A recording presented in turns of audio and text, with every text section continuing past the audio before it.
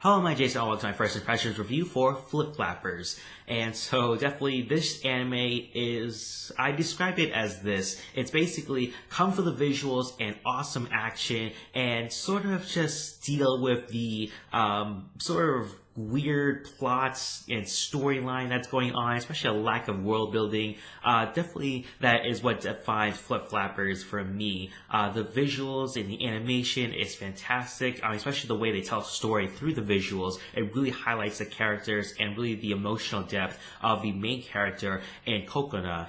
And definitely with all that being said, the plot itself is very strange to say the least. The character chart, especially episode 3, where we see that Kokona's best friend in school, Yayaka, is working with this weird cult, you would call it. Looks exactly what it looks like. It just looks like some weird religious cult, and we're not really sure what they're doing except for the fact that they're collecting all the fragments, which are called this weird thing that they call it amorphous. That's what they're calling the fragments that give Kokona and Papika their powers, and even their powers are pretty vague within themselves, and they work for their own secret crazy organization. And so lots of crazy things are going on, and it sort of derails the brilliant animation that we're seeing on our screens, and also the amazing action sequences that are happening in each and every episode. And even all of that being said, Flip Flappers is still, to me, a fantastic anime, despite the lack of world building and the lack of a coherent plot. And I'm sort of willing to give this anime a pass on the world building and the plot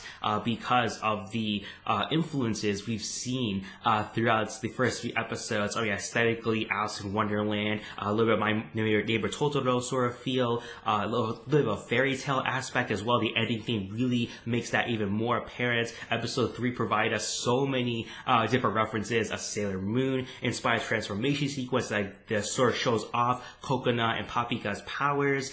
Those two are the main characters, and definitely also with Fist of the North Star, Mad Max, Dragon Ball Z, bunch of crazy influences that we've seen throughout the whole entire series, and you do appreciate all of that. And especially with the storytelling aspect of the characters, we provide ourselves with a very interesting look at the emotional aspects of our main character in Kokona, who is presented as a normal everyday girl who is sort of tired and bored of her normal everyday life, going to school, cram school as well. She lives with her grandmother and also her very average friends who turn out to be not so average, at least, especially with Yayaka, as I said before. And she meets this strange girl who just hovers around in a hoverboard all around the town, and Papika, and she provides her a different sort of environment and a different aspect within her life, and her whole world is turned upside down, probably for the better, because we see a different change within her, and really just exposing her inner thoughts through the animation style really shows off the brilliance of the animation. I'm really excited to see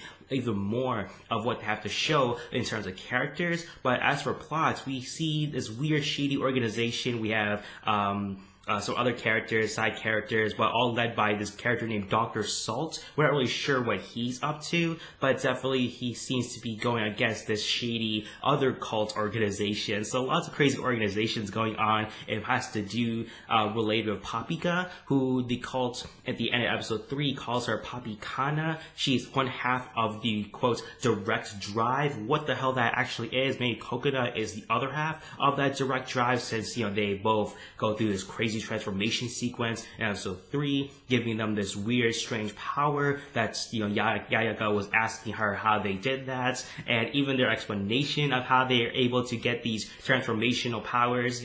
Papika just says that she ate a potato. This potato helped her reach even more potential with her power. So that really is a strange explanation for all the crazy things that are going on. And so despite the all strange explanations, all the things that are going on in this environment called pure illusion and all that other stuff there, despite all that, the lack of a coherent plot and some sort of substantial world building, the animation, the characters, the action sequences, especially the first episode action sequence with Kokona when she's trying to save Paprika. That scene within itself is really what just drives me to keep watching this anime week in and week out. It really just wants to just keep watching despite all the negatives of this series. And so for first impressions, we're rating, I would give this a 4 out of 5. That just all despite the common things that probably derail certain anime, this is an exception towards that there. Maybe later on, a plot will probably seize itself